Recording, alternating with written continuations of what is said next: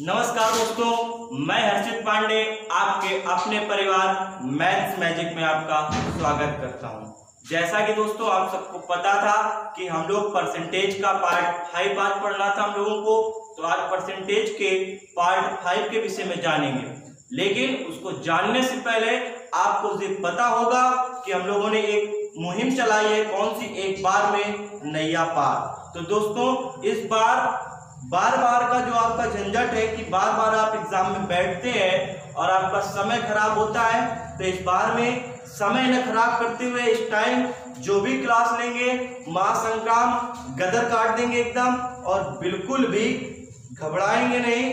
जो भी सिलेबस है, जो भी एग्जाम देंगे एकदम कायदे का होगा आपका और उसको क्लियर करेंगे। तो इस संकल्प के साथ कि एक बार में नैया पार, आइए जुड़ते हैं परसेंटेज के पार्ट 5 के साथ।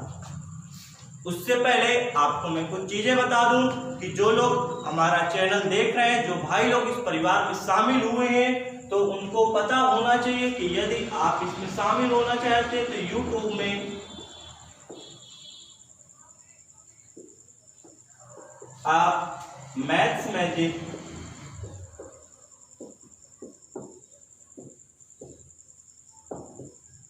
बाय हर्षित पांडे सर्च करेंगे तो आपको ये चैनल मिल जाएगा।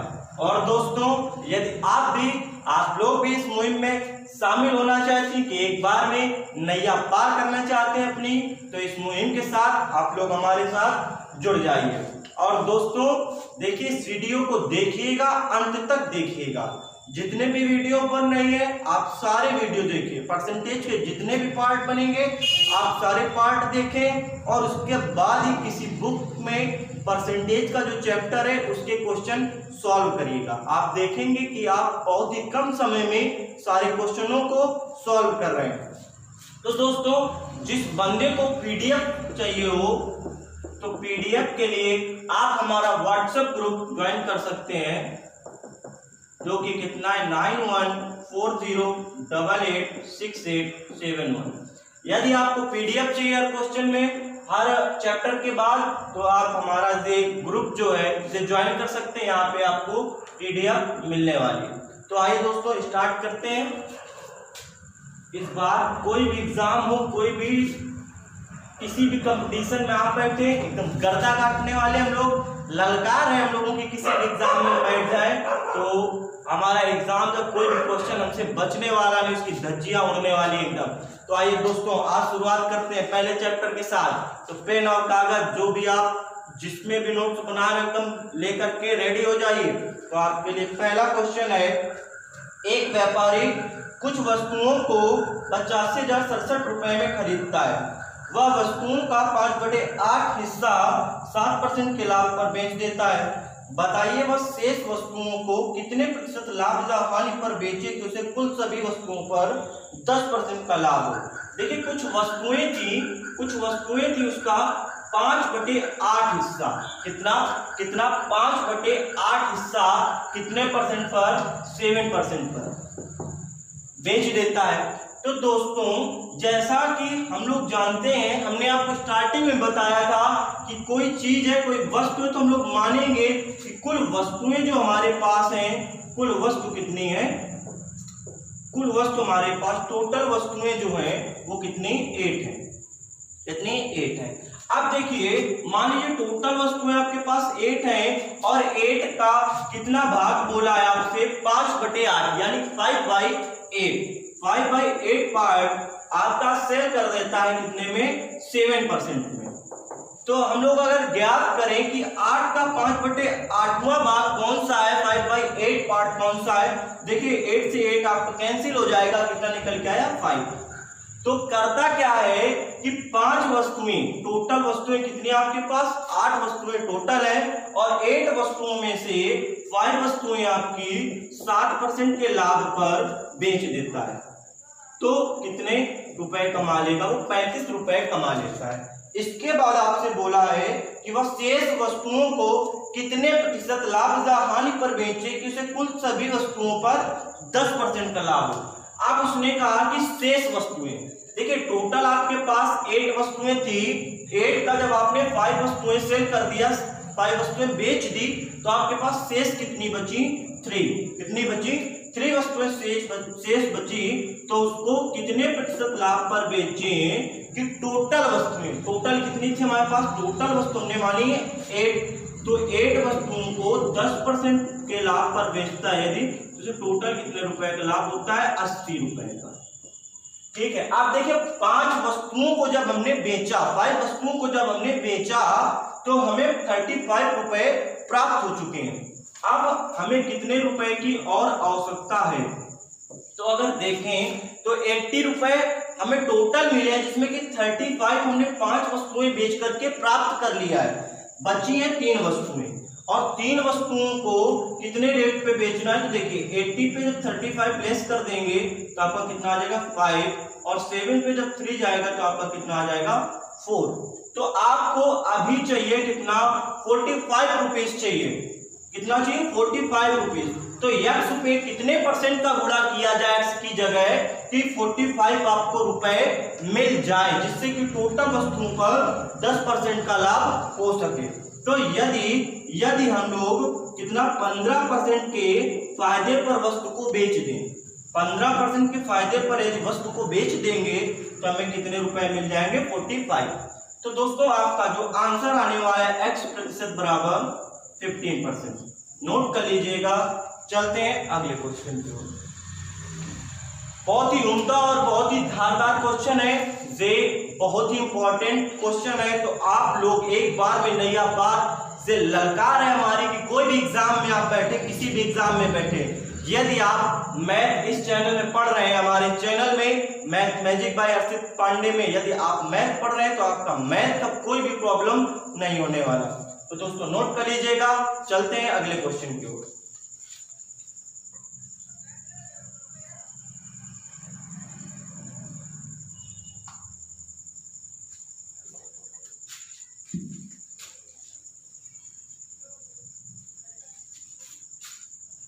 आपका ये जो पार्ट है, ये कौन सा पार्ट है? 5, पार्ट 5, और एक बार में नैया पार।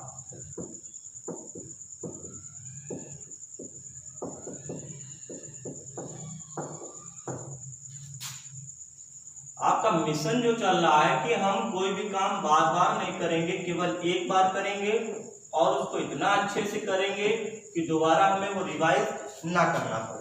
तो दोस्तों आपका जो मुहिम स्टार्ट हुई है एक बार में नैया पार पार्ट 5 परसेंटेज का। तो चलिए स्टार्ट करते हैं, नेक्स्ट क्वेश्चन की ओर मूव करते हैं। तो आपका नेक्स्ट क्वेश्चन है, एक व्यापारी कुछ सामान खरीदता है, वह उन वस्तुओं का 2/5 हिस्सा 20%, जैसे इसने हिस्से की बात की कितने परसेंट पर? 2/5 हिस्सा 5%, कितने? 20% के लाभ। यदि हम मान लें कि टोटल वस्तु जो हमारे पास है, कुल वस्तुएं जो है वो 5 है। कितनी? 5 है। तो 5 का 2/5 जब निकालेंगे तो कितना निकल के आने वाला है? 2। कितना निकल के आने वाला है? 2 आपका आया। 2 वस्तुएं 20% के लाभ पर बेचता है तो उसे कितने रुपए प्राप्त होते हैं? 40 रुपए। अब देखिए आगे क्या बोला है आपसे, शेष वस्तुओं को 30% के लाभ पर बेचता है। देखिए 5 में से 2 वस्तुएं उसने बेच दी तो शेष उसके पास कितनी बची? 3। अब 3 वस्तुएं जब वो 30% के लाभ पर बेचता है तो उसे कितने रुपए प्राप्त होते हैं? 90 रुपए। कितने रुपए प्राप्त होते हैं? 90 रुपए। अब देखिए आगे क्या बोला, तो बताइए उसे कुल सभी वस्तुओं पर कितने प्रतिशत का लाभ होगा यदि वो टोटल वस्तुएं, देखिए टोटल वस्तुएं कितनी थी आपके पास? 5 वस्तुएं थी। यदि वो 5 वस्तुओं को इतने रुपए उसको प्राप्त करने, कितने? इतने रुपए, 90 और 40, 90 और 40 आपका कितना हुआ? 130। ठीक, इतने रुपए 130 उसको प्राप्त करने हैं तो 5 में हम कितने प्रतिशत का मल्टीप्लाई कर दें? 5 में कितने प्रतिशत का मल्टीप्लाई कर दें कि हमें 130 रुपीज प्राप्त हो जाए? तो देखिए यदि 5 में हम 26 का मल्टीप्लाई कर दें, 26% का प्रॉफिट उठा ले 5 वस्तुओं पर, कुल वस्तुओं पर, तो हमें कितने रुपए प्राप्त हो जाएंगे? 130 रुपए। तो आपका जो आंसर है 26%। नोट कर लीजिएगा, नोट कर लीजिएगा। चलते हैं अगले क्वेश्चन की ओर।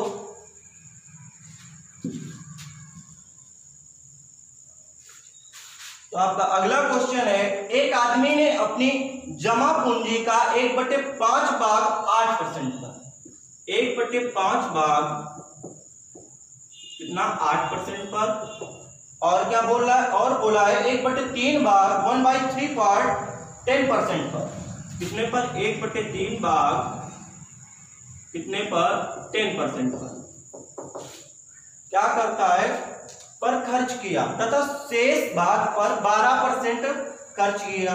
शेष इन दोनों के अलावा जितना बचा तो शेष पर वो कितना खर्च करता है 12%, 12%।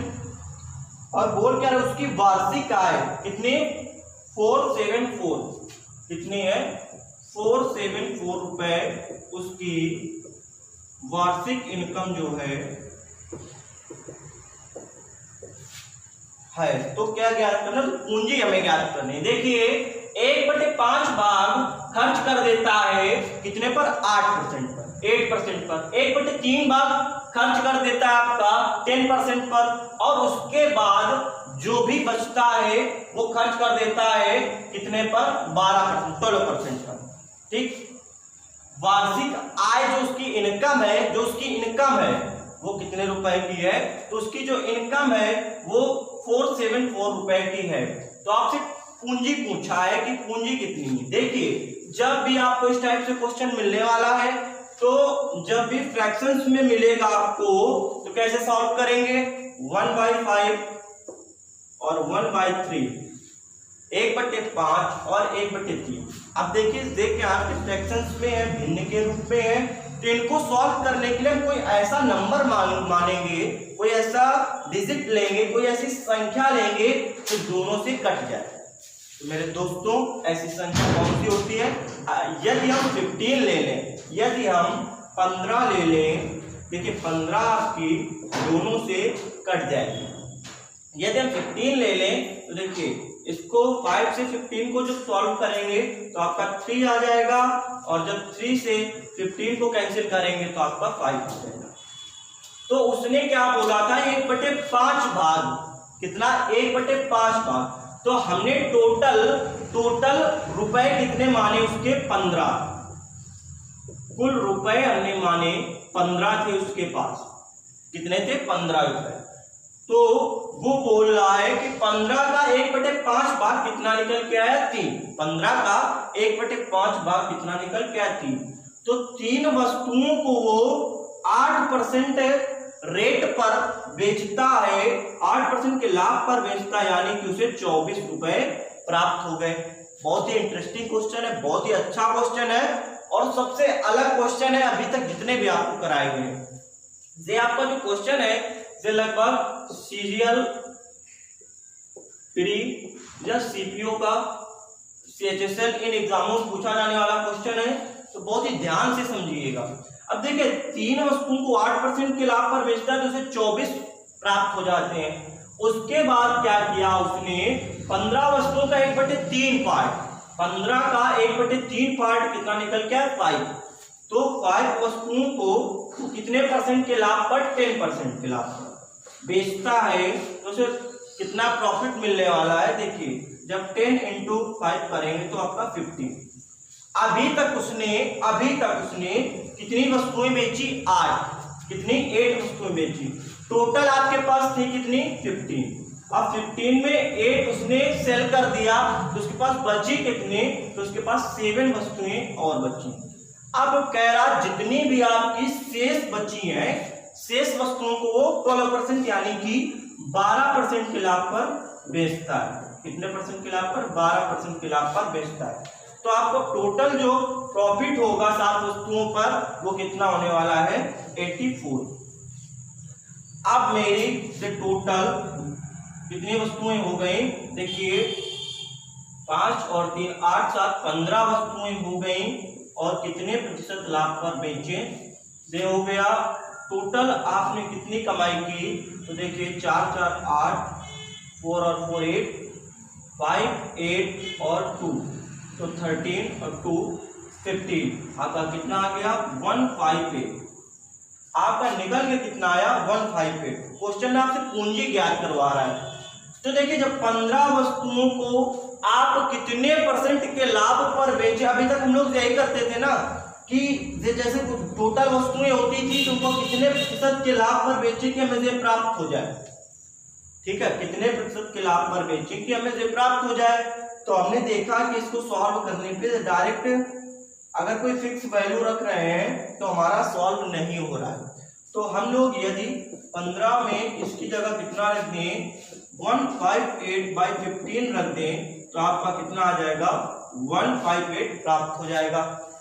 तो x% की जगह हम लोग कितना लिख सकते हैं 158/15%। ठीक, अब देखिए आपका जो इनकम जो वार्षिक आय दिया है वो कितनी दिया है 474 रुपए। तो जो भी लाभ होगा वो आपके धन पे होने वाला है। तो मैंने माना कि हमारे पास कितना धन था P। अब P पे जब 158/15% का लाभ होगा तो देखिए दोस्तों, यानी कि आपको कितना प्राप्त होता है 1 ईयर का आपको 474 प्राप्त होता है। दे रखा है पूंजी भाई ज्ञात करेंगे तो पूंजी जब हम लोग किसी की इनकम आय ज्ञात करते हैं तो वार्षिक रूप से ज्ञात की जाती है। तो जब हमने देखा कि हमारे मूलधन पे इतने परसेंट का जब लाभ होगा तो हमें इनकम जो है तो उसमें कितने का लाभ होने वाला है, हमसे वो पूछा है, धन पूछा है, कितना धन था। तो ज्ञात करेंगे कितना धन था। तो देखिए प्रतिशत आपका हटेगा, प्रतिशत हटाएंगे तो नीचे कितना आ जाएगा 100। कितना आ जाएगा 100। अब इसको जब सॉल्व करेंगे तो देखेंगे कि 3 टाइम में आपका सॉल्व हो जाएगा। कितने टाइम में 3 टाइम में। तो आपका जो मूलधन का प्रिंसिपल आया वो कितना आया 4500 रुपए। यानी कि आपके पास जो पूंजी थी वो कितनी थी 4500 पूंजी को ही टुकड़ों के रूप में इतने का फायदा हो रहा था। तो डायरेक्टली हमने सॉल्व किया तो इतने का फायदा। तो जो भी आपका लाभ होगा वो हमेशा से प्रिंसिपल यानी कि मूलधन में जो आपके पास धन होता है उसी में होने वाला है। तो दोस्तों नोट कर लीजिएगा। चलते हैं अगले क्वेश्चन की ओर। सारे आपके लिए सिलेक्टेड क्वेश्चन है तो आप इनको कंटिन्यू करिएगा, सॉल्व करिएगा। यदि कोई भी प्रॉब्लम आती है तो आप बिल्कुल से हमें कमेंट बॉक्स में बताइए कि हमें इस टाइप की प्रॉब्लम आ रही है सर, तो हम उसका समस्या का समाधान करेंगे। अब चलिए बहुत ही important question, UP police, UPSI, UPP, SSC, GD सारे एग्जामों में पूछा जाने वाला क्वेश्चन है। और आप भी बोलेंगे कि जी हाँ सर।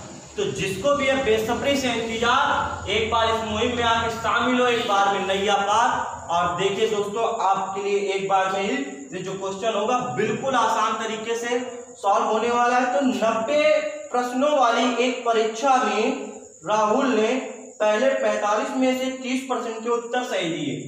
कोई परीक्षा थी 90 क्वेश्चन उसमें आने थे, ठीक है, उसमें से 45% में से 30% के उत्तर सही दिए। संपूर्ण परीक्षा में उसका प्रतिशत 50 हो, संपूर्ण परीक्षा में उसका प्रतिशत 50 हो, तो इसके लिए उसे शेष 45 में से कितने प्रतिशत उत्तर सही देने होंगे।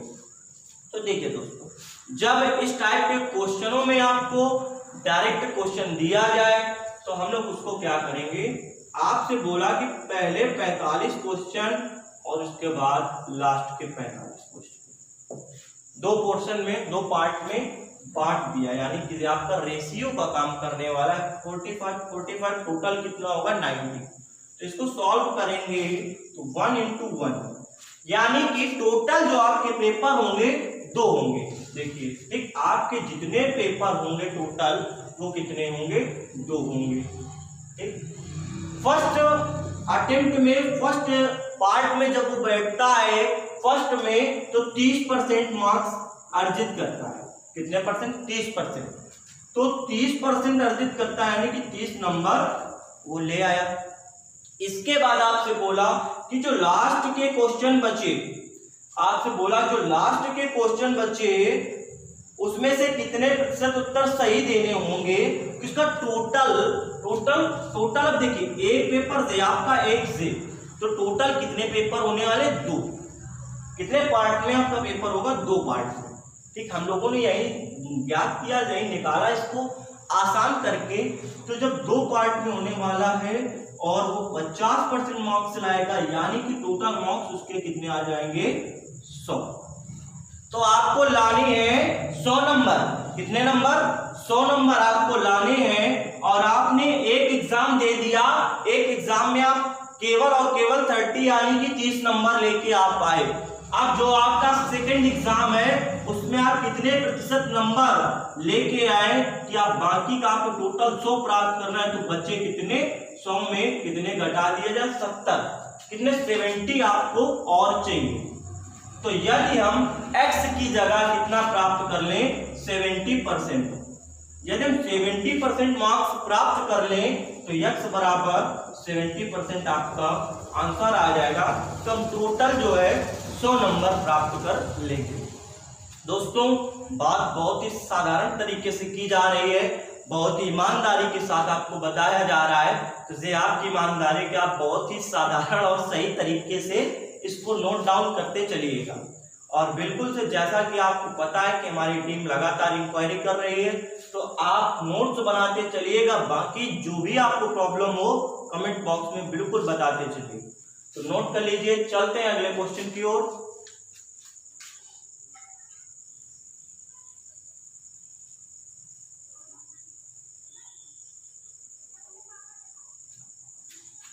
आपका अगला क्वेश्चन है,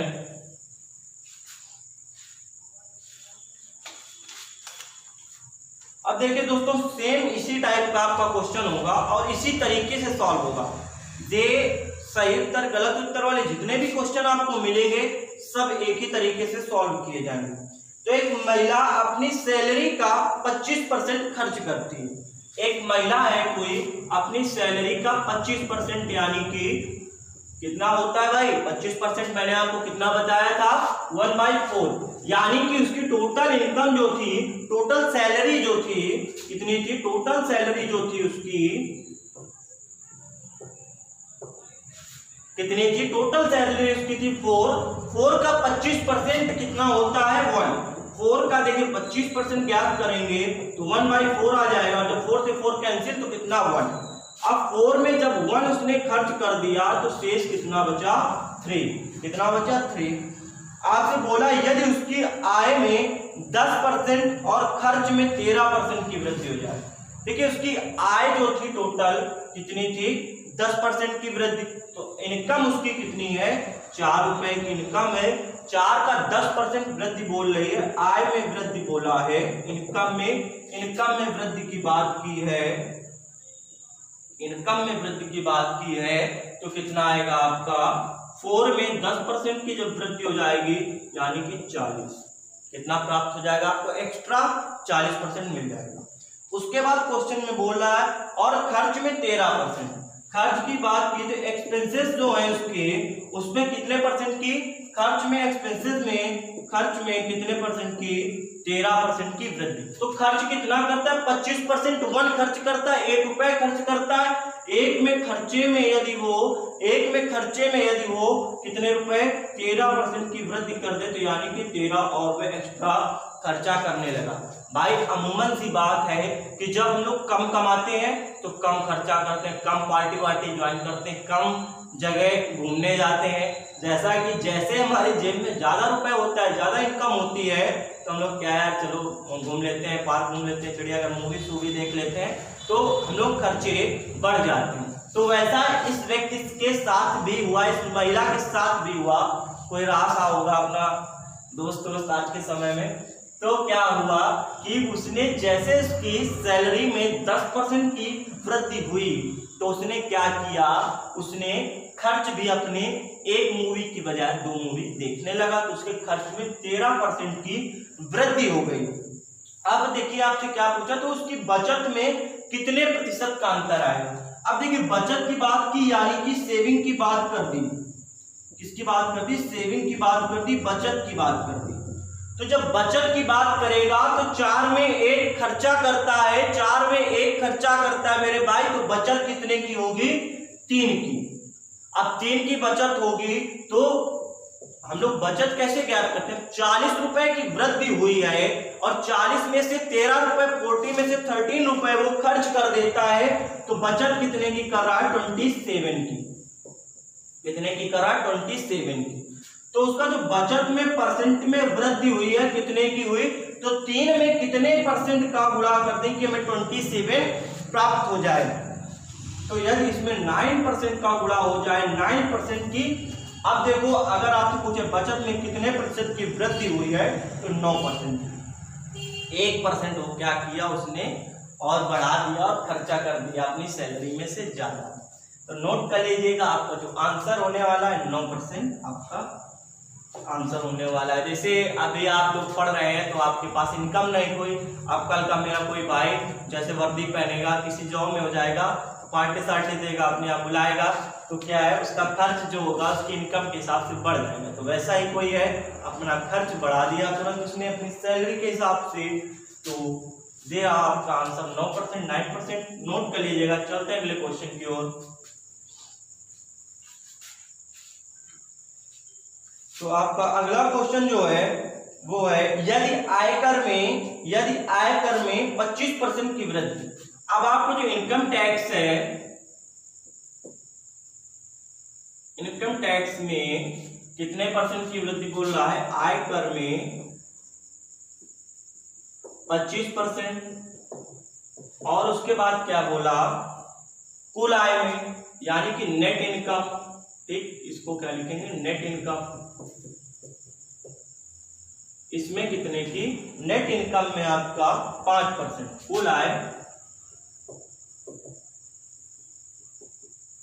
में 5% वृद्धि कर रहा है। ठीक है, वृद्धि हो जाए तथा नहीं सॉरी 5% की कमी हो जाती है, तो आयकर की दर क्या है? आप देखिए मेरे प्यारे दोस्तों, अगर इसको सॉल्व करेंगे तो आपका परसेंट से परसेंटेज कैंसिल हो जाएगा और आपका कितना आ जाएगा? आयकर अपॉन नेट आय, यानी कि कुल आय कितनी आ गई आपकी? 5.25। ठीक, कितना आ गया? 5.25। यानी कि आपकी जो वास्तविक इनकम है, वास्तविक इनकम कितनी है?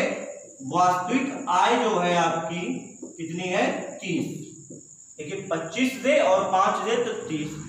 और आपकी जो नेट इनकम है, नेट इनकम है वो कितनी है? नेट इनकम जो आपकी है वो है 5। ठीक, उसके बाद अब जब बात किसने? आयकर की, सॉरी नेट इनकम जो है आपकी वो कितनी हो गई? 25। नेट इनकम कितनी हो गई? 25। और आपका जो अब जे बचा आयकर यानी कि इनकम टैक्स आईटी, इसको क्या लिखेंगे? Income tax IT. तो जे मित्रों कितनी बची आपकी? तो जे बची 5। अब देखिए पूछा क्या है आपसे, तो उसकी कमी हो जाती तो आयकर की दर ज्ञात कीजिए। अब आयकर की उसने दर पूछ लिया, तो हम जितना भी टैक्स देते हैं, जितना भी इनकम टैक्स देते हैं वो कितने पे देते हैं? 30 पे देते हैं। तो कितने परसेंट की वृद्धि हो जाएगी? जब ज्ञात करेंगे तो 1/6 × 100। और मेरे दोस्तों मैंने आपको बताया कि 1/6 कितना होता है, तो इसको लिख सकते हैं कितना? 16 से 2/3%। यही आपका आंसर होने वाला है। नोट कर लीजिएगा। जल्दी से चलते हैं अगले क्वेश्चन की ओर।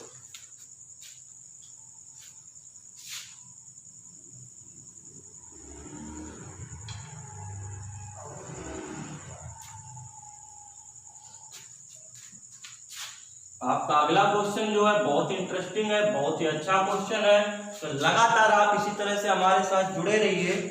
आपका अगला क्वेश्चन है, एक विद्यार्थी ने किसी संख्या को 4/5 से गुणा करने के स्थान पर 5/4 से गुणा कर दिया, परिकलन में त्रुटि प्रतिशत बताओ। अब देखिए दोस्तों, ये जो आपका क्वेश्चन है भाई मेरे, वो बहुत ही इंपॉर्टेंट क्वेश्चन है।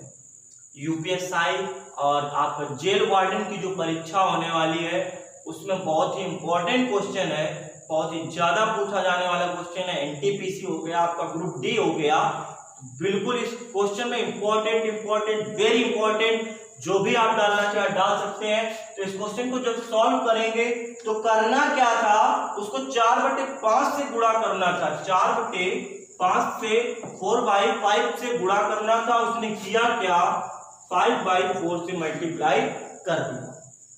तो जब गलती हो गई तो हम लोग क्या करेंगे, नीचे जो भी नंबर दिया होगा कोई ऐसी वैल्यू मानेंगे, कोई ऐसी संख्या लेंगे जो दोनों से कट जाए।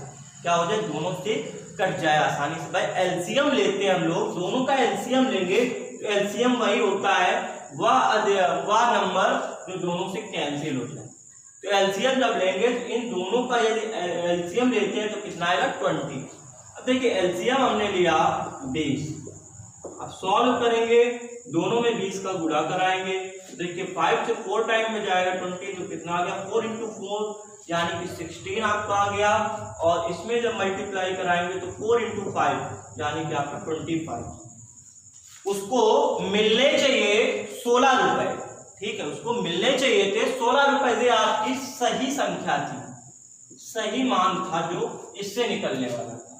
लेकिन हुआ क्या, गलती पर भाई गलती सबसे हो जाती है, जैसे हम लोगों से एडिटिंग में हो जाती है, सबसे गलती हो जाती है। तो उससे भी गलती हो गई।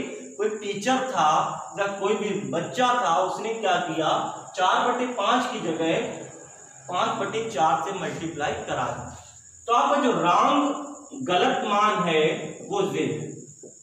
तो कितने का अंतर आया ये पूछा है। जब इसको सॉल्व करेंगे तो कितने का अंतर आया है, देखिए 16 और 9 कितना होता है, 25, तो 9। और ये जो परिवर्तन हुआ ये किस पर हुआ, भाई मैंने आपको बताया था कि ऊपर परिवर्तन और नीचे उसको रखते हैं जिसमें परिवर्तन होता है।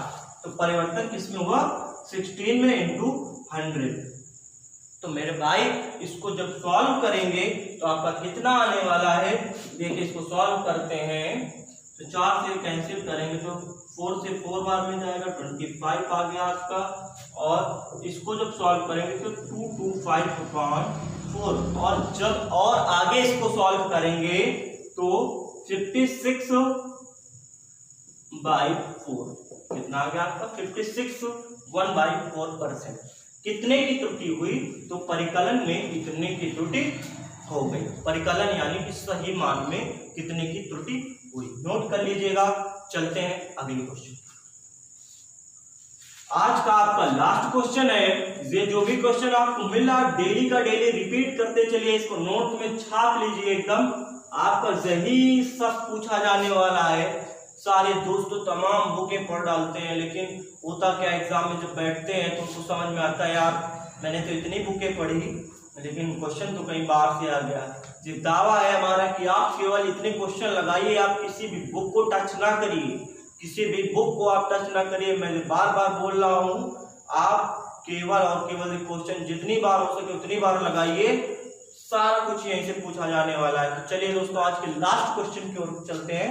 तो आपका लास्ट क्वेश्चन है, एक स्कूल मास्टर ने विद्यालय में बच्चों को बताया कि किसी संख्या को 3/5 से गुणा करना था।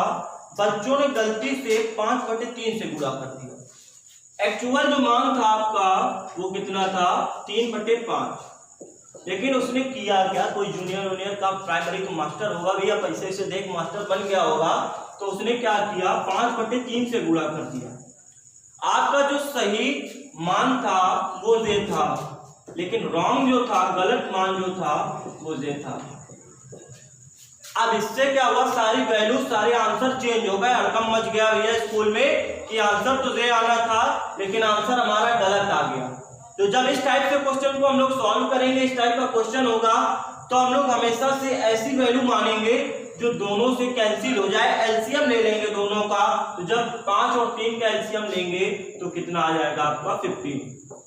तो दोनों का एलसीएम लिया, जैसे हमने 15 आया तो इसमें से मल्टीप्लाई करा देंगे, दोनों का गुणा करा देंगे।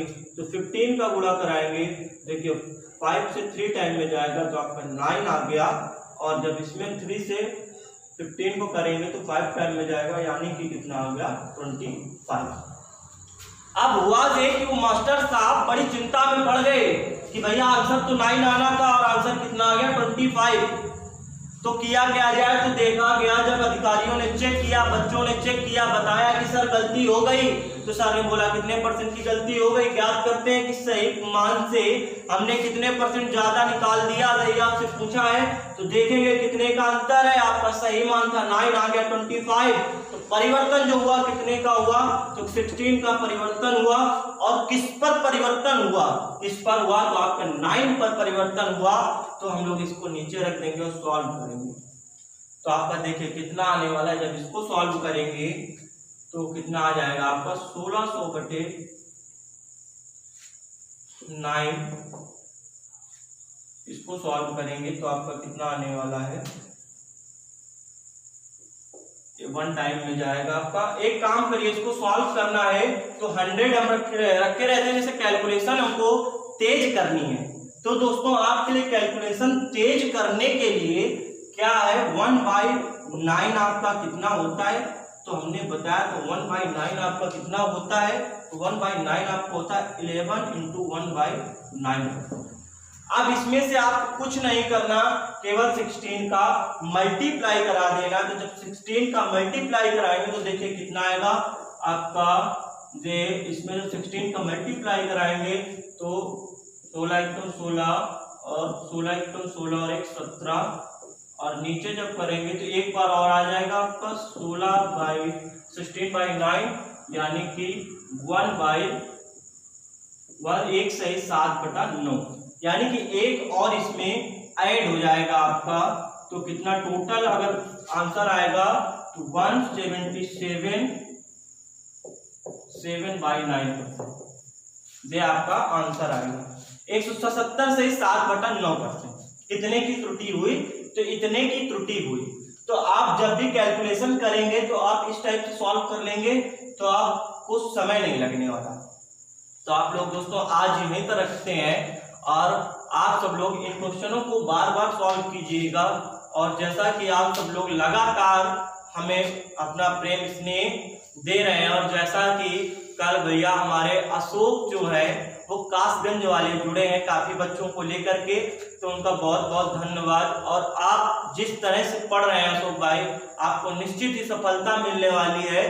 तो कासगंज के लगभग 7-8 बच्चे हो चुके हैं, उन सब बच्चों से हमारा अनुरोध है कि ग्रुप में जुड़े हैं, वो ऐड होके जिस टाइप से काम कर रहे हैं वो काम करते रहें इसी टाइप से।